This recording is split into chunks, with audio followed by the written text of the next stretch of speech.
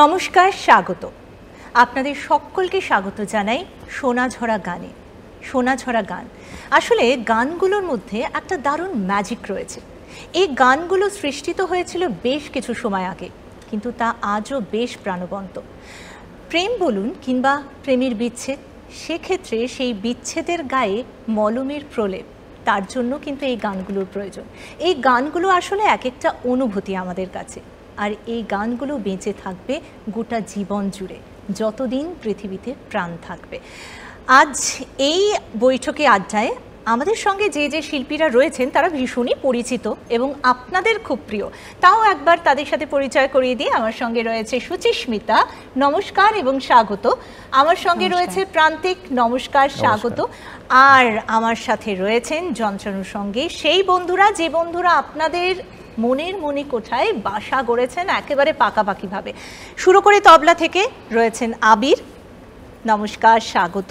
অক্টোপ্যাডে কমলদা, base গিটারে সুব্রতদা, সিনথেসাইজারে রয়েছে সুভাশিস এবং কুনাল, আর গিটারে রয়েছে শান্তনুদা। সকলকে নমস্কার এবং স্বাগত। আমরা আজকে সোনাঝরা গান সাজিয়েছি, বন্ধুদের কাছে পৌঁছে দেব বেশ কিছু ম্যাজিক্যাল ভাইবস। আসলে এই গানগুলো যখন আমাদের কানে আসে, বিশেষত পুজোর মণ্ডপে হোক বা যে কোনো বৈঠকে আড্ডায়, আমরা যখন গুনগুনিয়ে গানও গাই, যখন মনে খুব আনন্দ হয় কিংবা একটু দুঃখ হচ্ছে কিংবা পুরনো দিনের কথা মনে পড়ছে, তখনও কিন্তু এই গানগুলোর কথাই মনে পড়ে এবং এই গানগুলোই আমাদের ঠোঁটের সামনে চলে আসে, তাই না? একদম, আমাদের সবটা জুড়ে এই গানগুলো সবটা জুড়ে রয়েছে। একজন মানুষ ছিলেন যিনি মোটেও সঙ্গীত বিশেষজ্ঞ হওয়ার ইচ্ছে তার জীবনের উদ্দেশ্যে বা স্বপ্নে কোনো জায়গাতেই ছিল না। যিনি চেয়েছিলেন কুস্তিগির হতে, যিনি সময় পেলেই মাঞ্জা দিতেন, ঘুড়ি ওড়াতেন, যিনি সময় পেলেন ফুটবল খেলতেন এবং পৌঁছে যেতেন আখড়াতে কুস্তি প্র্যাকটিস করবার জন্য, যদিও তার পরিবারে ভীষণভাবে সঙ্গীতের চর্চা হতো। আর সেই মানুষটি আজ আমাদের শ্রদ্ধেয় মান্নাদা। শুনবো তার গান, তাই তো? একদম। প্রান্তিকের কাছে শুনি। হ্যাঁ, একটা গান গাইছি, এটা আমার ভীষণ প্রিয় গান, সলিল চৌধুরীর কম্পোজিশন এবং মর্জিনা আবদাল্লাহ মুভি থেকে। সবার প্রিয় গান, একদম মান্নাদের বলতেই এই গানটা আমরা বুঝি, অনেকে ছোট থেকে আমরা শুনে আসছি। যেরকম তুমি বললে পুজোর গান বলতে, তো পুজোর প্যান্ডেলে বাজতে বাজতে এই গানটা বোধহয় আরও জনপ্রিয় হয়েছে, আমি জানি না, তো চেষ্টা করছি। শুনি।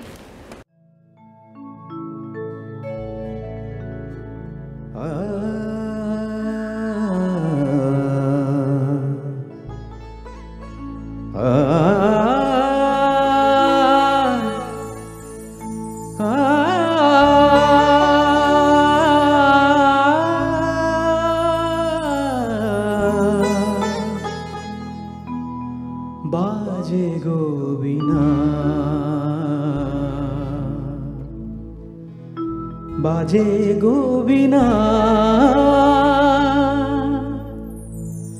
তুম না তুম তা না, বাজে গো বিনা, তুম না তুম তা না, বাজে গো বিনা, তুম না তুম তা না, বাজে গো বিনা।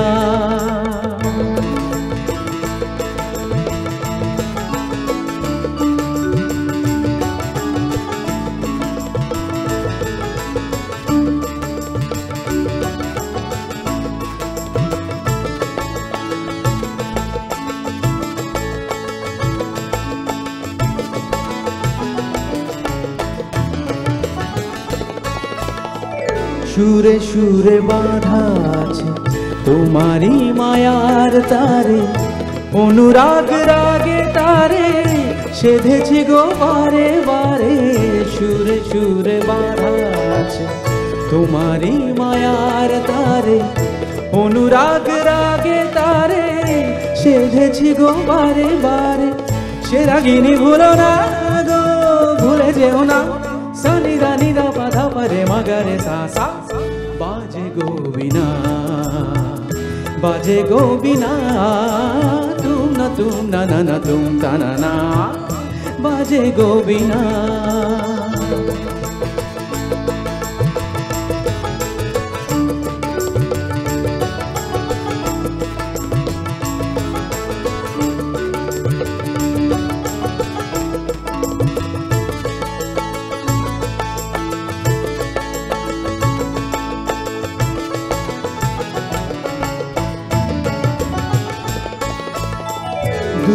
পারে দুই তীরে, একই নদী বহে ধীরে, তবুও দুপার কাঁদে, দুই পারে দুই তীরে, দুই পারে দুই তীরে, একই নদী বহে ধীরে, তবুও দুপার কাঁদে, দুই পারে দুই তীরে।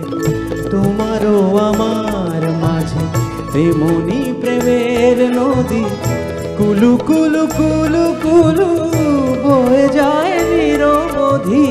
তোমারও আমার মাঝে তেমনি প্রেমের নদী, কুলু কুলু কুলু কুলু বয়ে যায় নিরবধি।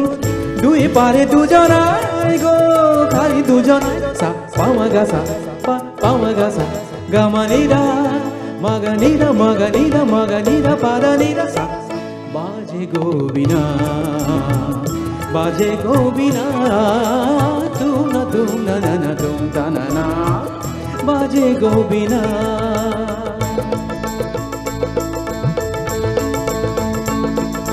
তুম তা না না না না তুম তা না না না না তুম না তুম না তুম তুম তা না না না না তুম না তুম না তুম না তুম তা না তুম না তুম না তুম না তুম তুম তুম না না তুম।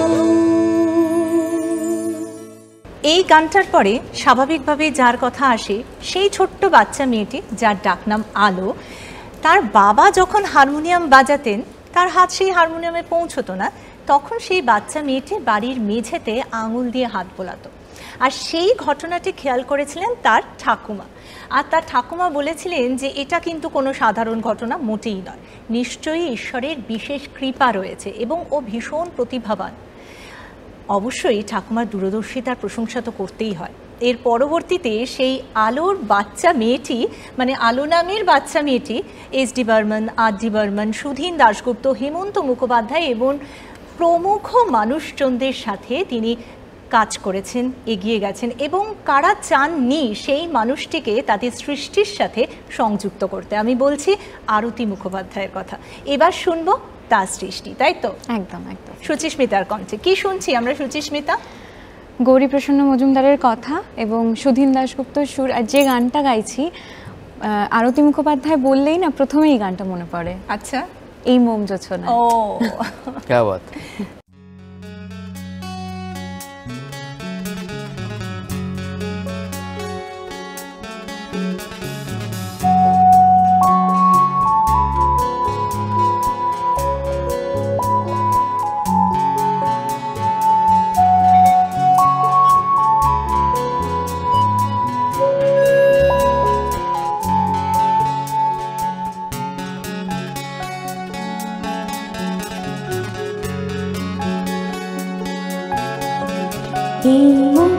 জোছনায় অঙ্গ ভিজিয়ে এসো না গল্প করি,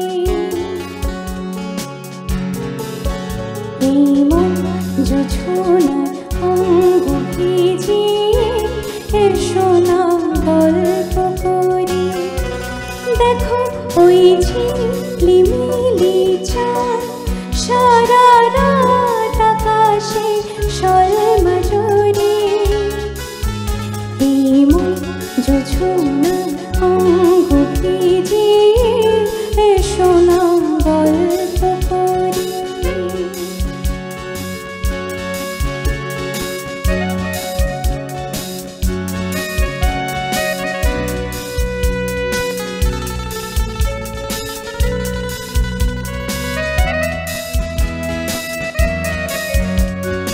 জাগ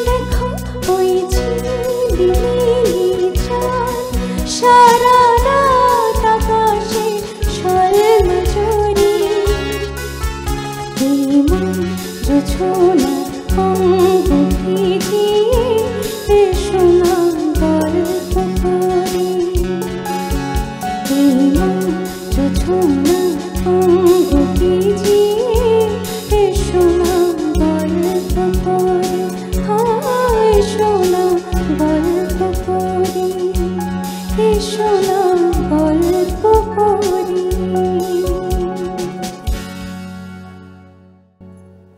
क्या बात, क्या बात। দুর্দান্ত। আমার কথাটা একেবারে প্রান্তিক ছিনিয়ে নিয়ে বললো, মানে ভীষণ এত ভালো। ভালো লাগে এই গানগুলো, আসলে আমাদের মনেই থেকে যায়। হ্যাঁ, হ্যাঁ। ভীষণ প্রিয় গান এবং ও খুব ভালো গাইলো গানটা, একেবারে। ভীষণ ভালো গায়। তোমরা দুজনেই ভীষণ ভালো গাও, এবং যে দাদারা আমাদের সঙ্গে রয়েছেন জনসানের একদম। সঙ্গে, প্রত্যেকেই মানে টোটাল বিষয়টাই তো হচ্ছে একে অপরকে কমপ্লিমেন্ট করার মতো। সত্যি সত্যি ভীষণ Teamwork এটা। একেবারে টিম ওয়ার্ক, এটা কিন্তু একেবারেই একদম। বলাই বাহুল্য। এই টিম ওয়ার্ক নিয়ে একটা কথা মনে পড়ছে যে বাঁকুড়ার বাকুলিয়াতে থাকতেন ঋতু চক্রবর্তী।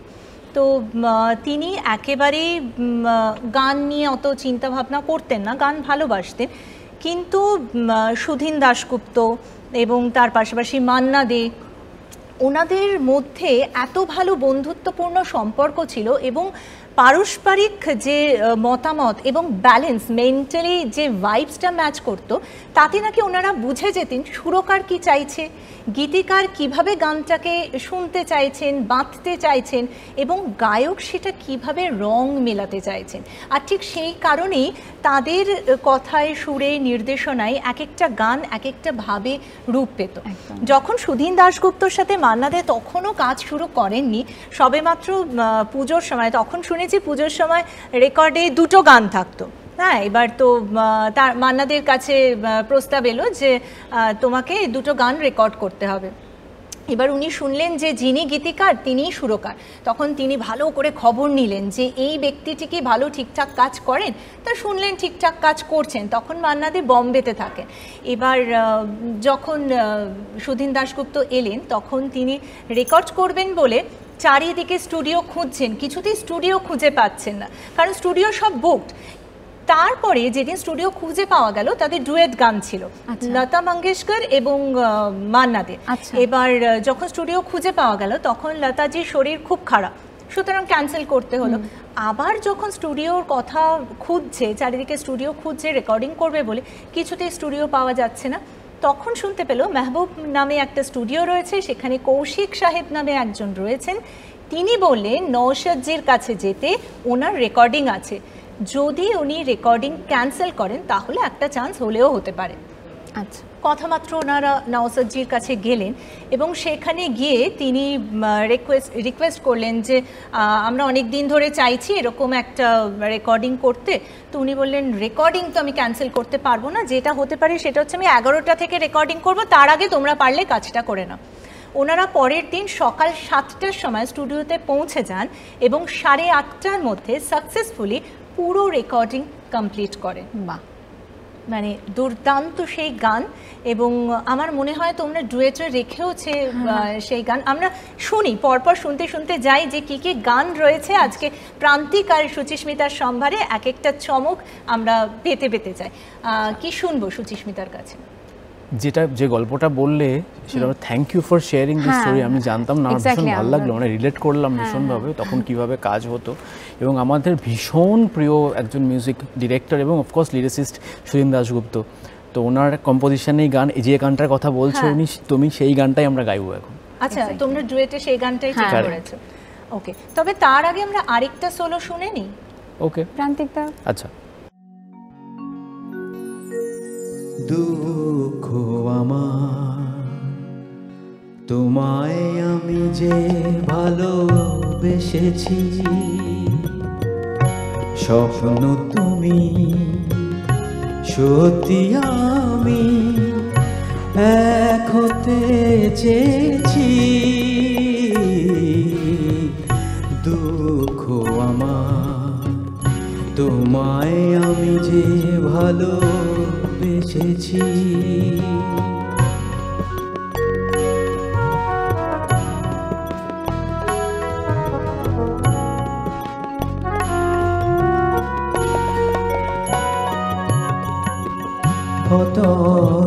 সাগর মন যে তোমার ময়ূর পঙ্খী ভাসিয়ে নেবার অতল সাগর মন যে তোমার ময়ূর পঙ্খী ভাসিয়ে নেবার সেই সাগরে পাতার খেয়া আমি ভেসেছি স্বপ্ন তুমি সত্যি আমি এক হতে চেয়েছি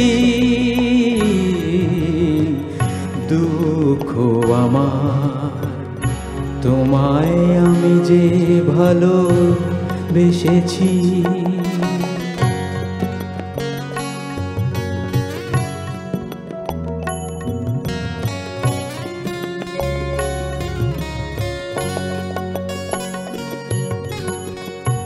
আকাশ তুমি রামধনুতে আঁকা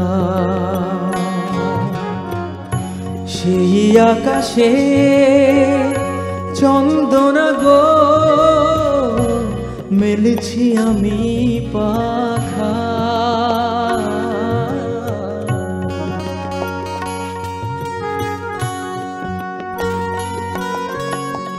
তোমার রঙিন কুঞ্জ মেলায় এলাম আমি রং দিতে হায় তোমার রঙিন কুঞ্জ মেলায় এলাম আমি রং দিতে হায় ঝরা ফুলে হাসি কি তাই আমি হেসেছি স্বপ্ন তুমি সত্যি আমি এক হতে চেয়েছি দুঃখ আমার তোমায় আমি যে ভালোবেসেছি স্বপ্ন তুমি সত্যি আমি এক হতে চেয়েছি দুঃখ আমার তোমায় আমি যে ভালোবেসেছি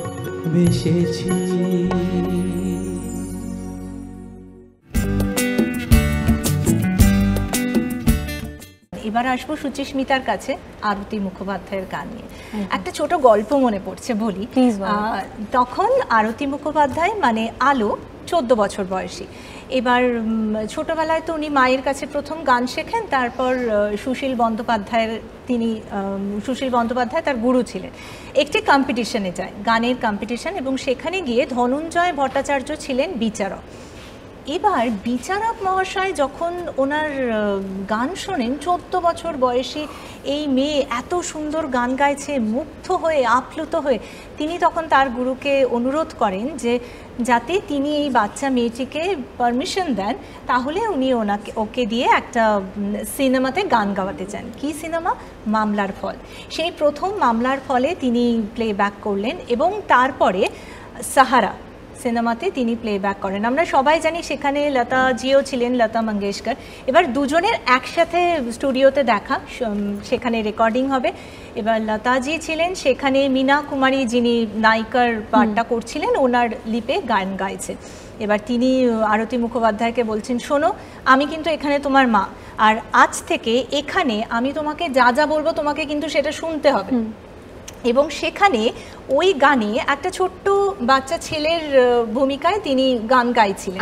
এবার সেখানে সেই গানের ওয়ার্ডে এবং সেন্টেন্সে বিভিন্ন নাটকীয়তা সেই গানে কিভাবে ফুটিয়ে তোলা যায়, লতাজি ওনাকে খুব যত্ন করে আদর করে শিখিয়েছিলেন। শুধু তাই নয়, সেই রেকর্ডিংয়ের সুবাদে লতাজি আরতি মুখোপাধ্যায়কে অনেক চকলেট গিফট করেছিলেন। তাই বুঝি কি সাংঘাতিক সব গল্প হ্যাঁ, শুনছি, হ্যাঁ, এগুলো দারুণ শোনা ভালো হয়নি। লাগছে শুনে, খুব ভালো মানে লাগছে, ভীষণ ভালো দারুণ মাত্র লাগছে। 14 বছর বয়সে Wow. এরকম একজন মানুষের সান্নিধ্য পাওয়া এবং তার গাইডেন্স পাওয়া, এটা তো অসাধারণ একটা বিষয়। এবার আমরা কি শুনছি? এটার আমার একটা ছোট্ট জিনিস মনে পড়লো, যেহেতু দূরদর্শনেই রয়েছি, দূরদর্শনে একটা রিয়েলিটি শো হতো, হ্যাঁ। এত সুর আর এত গান হ্যাঁ। নামে। তো আমি পার্টিসিপেন্ট ছিলাম, আমি ফাইনালিস্ট ছিলাম। তো ফিনালেতে আরতি মুখোপাধ্যায় জাজ হিসেবে এসেছিলেন, ঠিক আছে। আচ্ছা। তো উনি আমার বাবাকে ডেকে আলাদা করে বলেছিলেন যে আপনার মেয়ে, বাবা বলেছে হ্যাঁ, বলছে মেয়ের যত্ন নেবেন, ও খুব ভালো গাইবে, ও অনেক নাম করবে, অনেক বড় হবে, গান নিয়ে অনেক বড় হবে। তো আমার বিশেষ সৌভাগ্য যে আমি সেই মানুষটার গান এই দূরদর্শনেই আবার আজকে শোনাচ্ছি। এবং ও বড় হয়েছে, ও ভীষণ ভালো কাজ করছে, বিভিন্ন মুভিতেও গান গাইছে, শি ইজ আ নেম নাও, ভীষণ। I am so proud of her. আমি একসঙ্গে আমরাও একটা শো করেছিলাম হ্যাঁ, দূরদর্শনে তো বহুদিন সেই আগে। থেকে শুরু আর কি। তো ভীষণ ভালো করছে। একেবারেই আসলে উনি যদি দেখেন এখন দূরদর্শনের she will be সেই proud of স্থান you. যেখানে এই রকম মানুষেরা এসছেন, কাজ করেছেন এবং এখান থেকেই তাদের তৈরি হওয়া, বড় হওয়া, এবং সত্যি সত্যি এইখানে বসেই আমরা যে কাজ করছি, আমরা যে তাদের গান শুনছি, এবং সত্যি কথা বলতে তোমাদেরও গান শুনছি এবং সমস্ত বন্ধুদের যন্ত্রানুষঙ্গ আমরা সেটাও অনুভব করছি। সত্যি এটা অনবদ্য এক জায়গা, ঐতিহ্যবাহী এক একদম, জায়গা, একদম। যেখানে আসার সৌভাগ্য সত্যি আমাদের সকলের সবার, রয়েছে। সবার, ভীষণ। এখন শুনি ছুটির ফাঁদে সিনেমা থেকে পুলক বন্দ্যোপাধ্যায়ের কথা এবং নচিকেতা ঘোষের সুরে এই গানটা আমার ভীষণ মিষ্টি একটা গান, খুব প্রিয় গান আমার। শুনি। শোনাই, হ্যাঁ। নদীর যেমন ঝর্ণা আছে, ঝর্ণারও নদী আছে, আমার আছো তুমি, শুধু তুমি, আমার আছো তুমি, শুধু তুমি। বাঁশির যেমন কৃষ্ণ আছে, কৃষ্ণের বাঁশি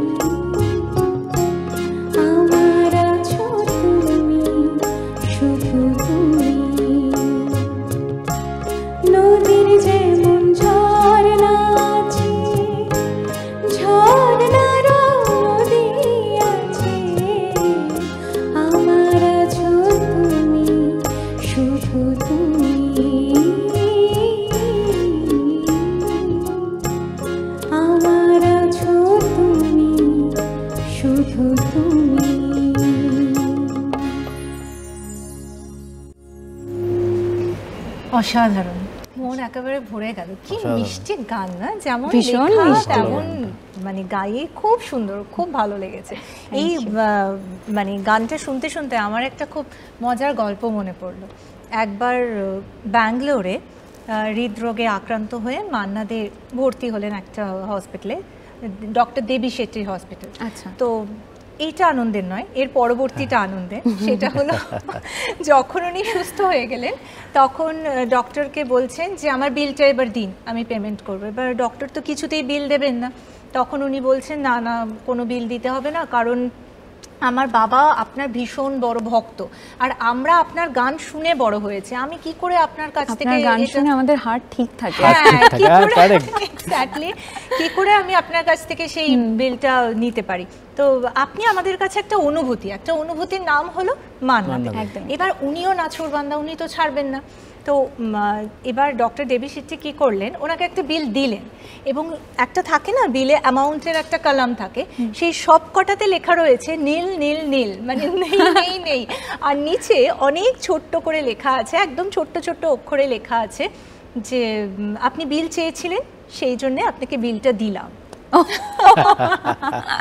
আচ্ছা, তোমরা কথা দিয়েছো আমাকে সেই ডুয়েট গানটা শোনাবে। হ্যাঁ হ্যাঁ, এখন এই শোনাবে গল্পটা তো তাহলে? আমরাও জানতাম না, এটা মানে হ্যাঁ। গানটা তো গেয়েছি, হ্যাঁ। কিন্তু এটা থ্যাংক ইউ, গল্পটা তুমি ভীষণ তোমার ভালো। কাছ থেকে কিন্তু শুনতে আজকে এত মানে সুন্দর জানতে সুন্দর- পেলাম। এরপরে গানটা শোনার মানে গানটা গাওয়ার পরে কি গল্প আসছে সেটা আমার একদমই মনে তাই। হচ্ছে কিছুক্ষণ আগে বলছিলাম না, একটা পারস্পরিক মেলবন্ধন, একটা মানসিক বন্ধুত্ব ভীষণ প্রয়োজন। আমার মনে হচ্ছে আমাদের এই আড্ডায় সেটা কিন্তু সম্ভব হয়েছে। 100%। যাই শুনি। চলো।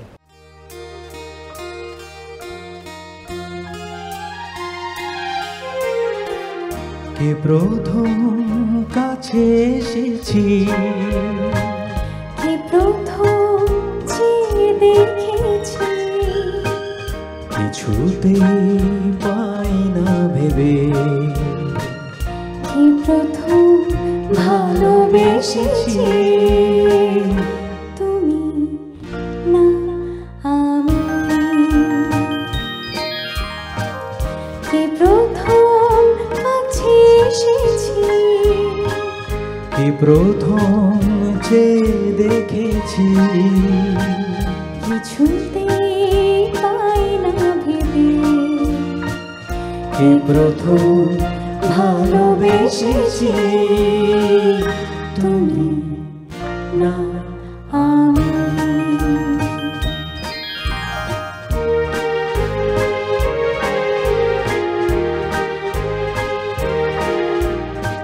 দেখেছি কে আগে, কে দিয়েছে সাড়া, কার অনুরাগে, কে গো দিশাহারা।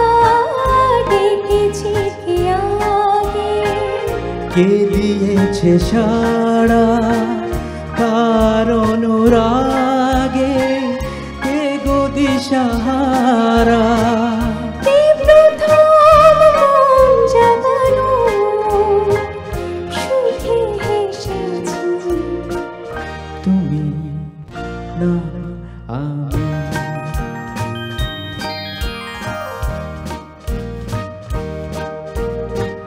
কে প্রথম কথা দিয়েছি, দুজনারে দুটি হৃদয়, একাকার করে দিয়েছি, শুরু হলো কবে এত চাওয়া পাওয়া, একই অনুভবে একই গান গাওয়া। শুরু হলো কবে এত চাওয়া পাওয়া, একই অনুভবে একই গান গাওয়া। কে প্রথম মন হারানো স্রোতে ভেসেছি, তুমি না আমি। কে প্রথম কাছে এসেছি, কে প্রথম চেয়ে দেখেছি, কিছুতে পাই না ভেবে, তোমাকে প্রথম ভালোবেসেছি, তুমি না আমি।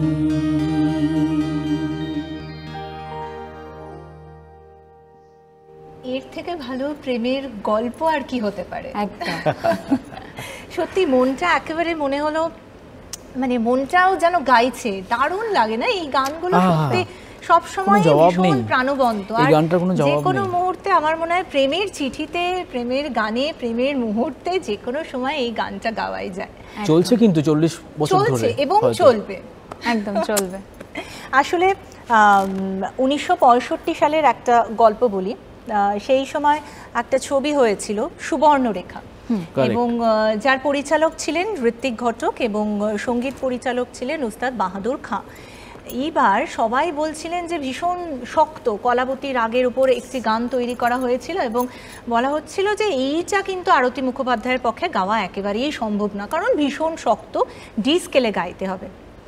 কিন্তু উস্তাদ বাহাদুর খাঁ বলছিলেন যে না, আরতি আসবে এবং দিব্যি গেয়ে বেরিয়ে যাবে। সত্যি সত্যি তিনি এলেন এবং দুর্দান্তভাবে গেয়ে বেরিয়ে গেলেন। পরবর্তীকালে ঋত্বিক ঘটকও তাকে বলেছিলেন যে গানটা তো খুব ভালোই হয়েছে এবং আমি চাই এই ছবিতে তুমি অভিনয়ও করো, কিন্তু আরতি মুখোপাধ্যায় একেবারেই রাজি হননি, কারণ তার ভয় ছিল যে যদি তিনি অভিনয় চর্চা করতে যান বা অভিনয়ের দিকে মন দেন তাহলে যদি গানের দিকটা ফাঁকি পড়ে যায়, সেইটা উনি একেবারে চাননি। তাই জন্য উনি মিষ্টি মুখে শুধু গানটাই গাইতে চাইলেন।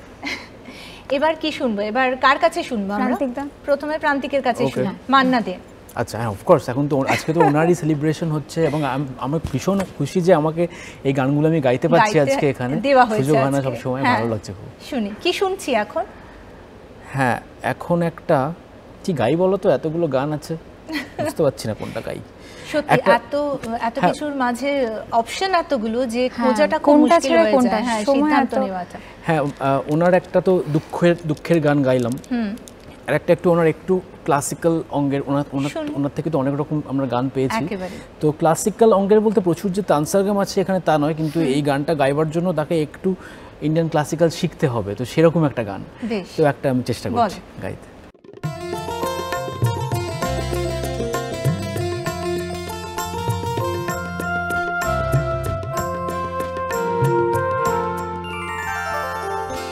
জড়োয়ার ঝুমকো থেকে একটা মতি খসে পড়েছে, খসে পড়েছে। আমি কুড়িয়ে নিয়েছি, আমি কুড়িয়ে নিয়েছি। যদি এই মুখ তোর আংটি পড়ি, এই মুখ তোর আংটি পড়ি, করবে তুমি কি? জড়োয়ার ঝুমকো থেকে একটা মতি খসে পড়েছে, খসে পড়েছে।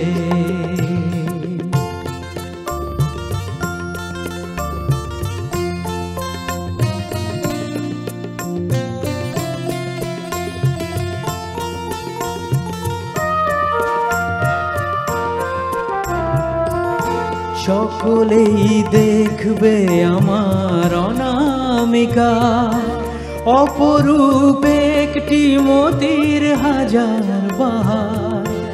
সকলেই দেখবে আমার অনামিকার, অপরূপ একটি মতির হাজার বাহার। যদি কেউ, যদি কেউ, যদি কেউ প্রশ্ন করে কোথায় পেলে, তখন বলবো আমি কি, তখন বলবো আমি কি?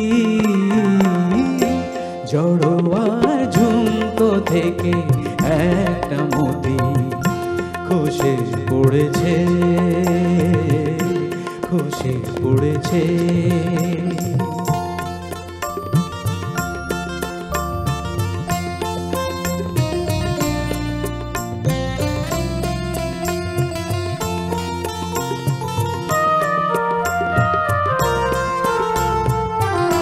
জরুরি নাই বা হলো অনেকেই চেনে জহর, তারা তো করবে আমার আসলেই মতির কদর।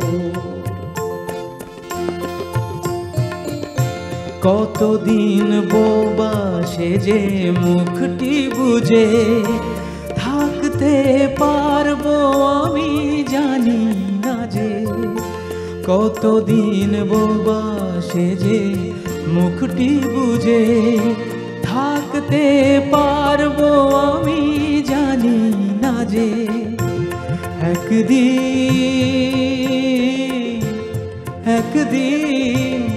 একদিন ফাঁস তো হবে সবার কাছে আমার আসল কথাটি, আমার আসল কথাটি। জড়োয়ার ঝুমকো থেকে একটা মতি খসে পড়েছে, খসে পড়েছে। আমি কুড়িয়ে নিয়েছি, আমি কুড়িয়ে নিয়েছি।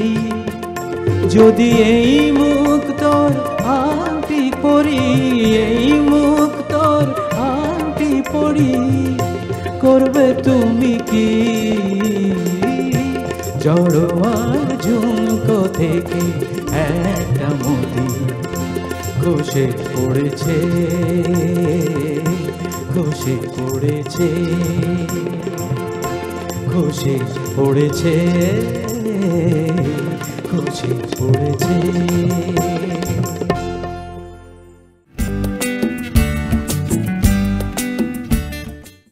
খুব মিষ্টি করে গাইলে প্রান্তিক। একবার একটা পার্টিতে এক সুন্দরী মহিলা, তোমরা নিশ্চয় জানো গল্পটা, এক সুন্দরী মহিলার কানের থেকে ঝুমকো পড়ে গিয়েছিল। এবার পুলক বন্দ্যোপাধ্যায় সেই ঝুমকোটা তুলেছেন, এবার সেই মহিলা এসছেন, ঝুমকোটা ফেরত চাইছেন, তখন তিনি বলছেন যদি না দিয়ে এই ঝুমকোটা, খুব মিষ্টি করে বলেছেন। তখন সেই ভদ্রমহিলা হাসছেন, যদিও ওই ঝুমকো উনি ফেরত দিয়েছেন, কিন্তু ওই ঝুমকো থেকে একটা মতি মাটিতে পড়েছিল, সেই মতিটা উনি তুলে নিয়ে বাড়িতে নিয়ে এসেছিলেন, আর তারপরেই তিনি লিখেছিলেন জড়োয়ার ঝুমকো থেকে। এই গল্পগুলো এত ইন্টারেস্টিং গল্প না, এগুলো তো ঘটনা একেবারে। আর যার গান আমরা শুনলাম সেই মান্না দে, উনি কিন্তু একেবারে গানের ধারপাশ দিয়েও কখনো যেতেন না। কখনো কখনো ওনার কাকা কৃষ্ণচন্দ্র দে, ওনার বাড়িতে তো এস.ডি. বর্মন থেকে শুরু করে সমস্ত ওস্তাদজিরা, সঙ্গীত বিশারদরা তার বাড়িতে আসতেন, চর্চা করতেন, জলসা বসতো, কথাবার্তা হতো, গান নিয়ে আলোচনা হতো। এবং মাঝে মাঝে তার কাকা তাকে ডাকতেন মান্না দেকে ঘরের ভেতর, যেকে ওনাকে দিয়ে বন্দিশ লেখাতেন, বিভিন্ন কিছু যা যা লেখবার দরকার হতো সেগুলো লেখাতেন। তাতে উনি রাগ করতেন না, কিন্তু খুব একটা ইচ্ছেও থাকতো না, মানে কখনোই সঙ্গীতের প্রতি কোনো টান তার ছিল না। হঠাৎই একদিন মান্না দেকে তার কাকা বলেন যে দেখি তুই তানপুরাটা বাজাতো। এবার উনি তো আকাশ থেকে পড়েছেন, আবার কাকাকেও না বলতে পারছেন না, উনি তানপুরাটা বাজালেন। উনি জানেন না যে কিভাবে বাজাতে হবে, কিন্তু বাজালেন। আর কাকা কৃষ্ণচন্দ্র দে উনি কিন্তু গাইলেন, তিনি একবারও কোথাও থেমে যাননি, এবং একবারের জন্যও মান্না দেকে বলেননি কেন তুই এত খারাপ বাজাচ্ছিস, কিন্তু দীর্ঘদিন ধরে তিনি খারাপ বাজান। এইভাবে খারাপ বাজাতে বাজাতে তিনি একদিন দুর্দান্ত বাজাতে শেখেন, এবং এইভাবেই তবলা বাজানোও তিনি শিখেছিলেন। কোনোটাই তাকে হাতে ধরে শেখানো হয়নি। এবং একবার ইন্টার কলেজ কম্পিটিশনে বন্ধুরা জোর করে নাম দিয়ে দিয়েছিল, এবং মান্না দে সবসময় ব্যাক বেঞ্চার্স ছিলেন, পেছনে বসতেন, পেছনে ছেলেদের সাথে গল্প করতেন, আর মাঝে মাঝে বেঞ্চটাকে তবলার মতো ভেবে সেটা বাজাতেন আর গান গাইতেন। কিন্তু তিনি যখন গান গাইতেন চারপাশ থেকে সবাই এসে জড়ো হতো এবং সবাই মুগ্ধ হয়ে ওনার গান শুনতো। এবার ইন্টার কলেজ কম্পিটিশনে ওনার নাম দিয়ে দিয়েছে বন্ধুরা, কাকার কাছে গেছে খবর, কাকা বলছে না না গান তো মান্না দে জানেই না, ও কী করে গান গাইবে, প্র্যাকটিস না করে গান গাওয়া যাবে না। তারপর কলেজের প্রফেসরকে দিয়ে অনুরোধ করে চিঠি পাঠানো হলো যাতে পারমিশন দেওয়া হয়, কিন্তু তারপরে তিনি বললেন 2 মাস প্র্যাকটিস করতে হবে, কঠোর পরিশ্রম করতে হবে। পরিশ্রম করলেন, গান গাইলেন কম্পিটিশনে, ঠুমরি এবং আধুনিক গান বাদ দিয়ে সমস্ত বিভাগে প্রথম হলেন মাত্র 2 মাসে। যার গানের সাথে কোনো সম্পর্ক ছিল না, শুধু গানটুকু তৈরি হয়েছিল কারণ সেই পরিবেশে তিনি বড় হয়েছিলেন। এবং সেই কলেজ থেকেই, সেই কম্পিটিশন থেকেই তাকে একটি রূপোর তানপুরা দেওয়া হয়েছিল। ওয়াও, বাহ, আর তিনি আজ আমাদের শ্রদ্ধেয় মান্নাদা, লেজেন্ড একদম। একেবারেই। এবার আবার ফিরবো আরতি মুখোপাধ্যায়ের গানে। কি শুনবো? কি বসন্ত শোনাবে? বিলাপের বিখ্যাত গান। আচ্ছা, মানে আবার আরেকটা গান যেটা মানেই আরতি মুখোপাধ্যায়, ওই গানটা মানে আরতি মুখোপাধ্যায় মানেই ওই গানটি, আমি মিস বুঝতে পারছি ক্যালকাটা। আমরা। শুনি।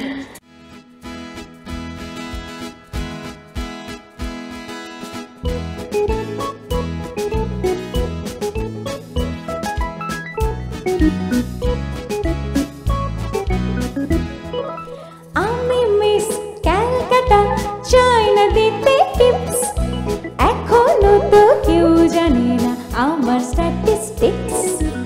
আমি মিস ক্যালকাটা 1976, আমি মিস ক্যালকাটা, চাই না দিতে টিপস, এখনো তো কেউ জানে না আমার স্ট্যাটিস্টিক্স। আমি মিস ক্যালকাটা 1976।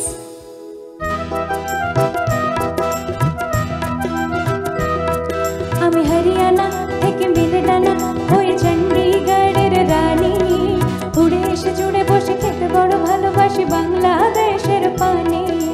হরিয়ানা থেকে মিলে ডানা হয়ে চণ্ডীগড়ের রানী, উড়ে এসে জুড়ে বসে খেতে বড় ভালোবাসি বাংলাদেশের পানি।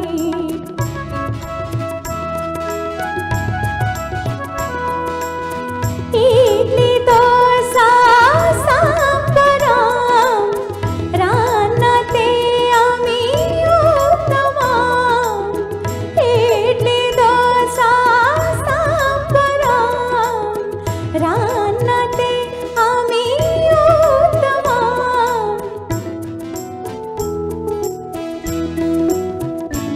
আমায় যে দেখেছে সে বলে ফেসেছি, আমি পাটনাকে কানা করে এসেছি।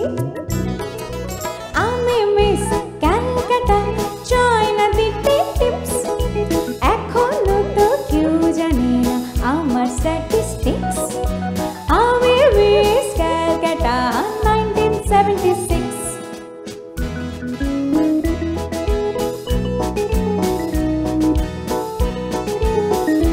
যদি কেউ সাধু সেজে হয় আসলে ভণ্ড নকল, আমরা সবাই যে তার মুন্ড নিয়ে খেলবো ফুটবল। ভালোবেসে সকলে রেখে দিয়ে দখলে, ভালোবেসে সকলে রেখে দিয়ে দখলে দেব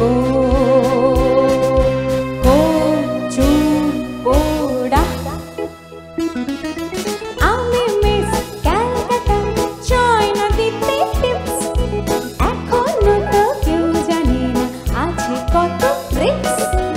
আমি মিস ক্যালকাটা 1976। অসাধারণ, আজকের বৈঠক একেবারে জমজমাট হয়ে গেল। আরও একটা গল্প মনে পড়ছে, সাল 1963, আর সেই সময় ভূপেন হাজারিকা 14 বছর বয়সী একটি মেয়ের নাম রেকমেন্ড করেছিলেন। তাহলে কত বড় ব্যাপার ভাবো। বিশাল ব্যাপার। আর সেই সময় সবাই বলছেন যে যার নাম রেকমেন্ড করেছেন যে কি করে হবে, সি শার্প থেকে মধ্যম হয়ে পঞ্চমে কি করে ফিরতে পারবে এত ছোট একটা মেয়ে। তো তখন শ্যামল মিত্র তিনি বলেন যে বেশ পারবে, যে আসছে স্টুডিওতে গান গাইতে সে খুব সাবলীলভাবে চলে যায় অনেক উঁচুতে, আবার ঠিক সাবলীলভাবে নেমে আসে। আর তিনি হলেন আরতি মুখোপাধ্যায়। মাধবী মধুপে হলো মিতা। হ্যাঁ, সেই গানটি পরে কেন এখনো সুপার ডুপার হিট। একদম। এই গানগুলো মানে থাকবে, যতদিন থাকবে। গান থাকবে ততদিন থাকবে। একেবারে আমাদের আজকে ইচ্ছে করছে না এই আড্ডাটা শেষ করতে, কিন্তু ইচ্ছে না থাকলেও আমাদেরকে একটা সিস্টেমের মধ্যে দিয়ে চলতে হয়, আবার সময়ের জন্য অপেক্ষা করতে হয়। সবার সাথে আবার দেখা হবে খুব শিগগিরই।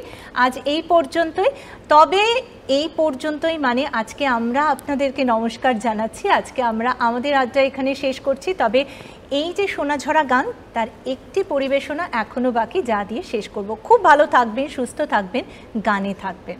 যাই, একদম, চলো। আমি যে জলসা ঘরে বেলোয়াড়ি ঝাড়, আমি যে জলসা ঘরে বেলোয়াড়ি ঝাড়, আমি যে জলসা ঘরে নিশি ফুরালে কেহ চায় না আমায়, জানি গোয়া নিশি ফুরালে কেহ চায় না আমায়, জানি গোয়া আমি যে জলসা ঘরে।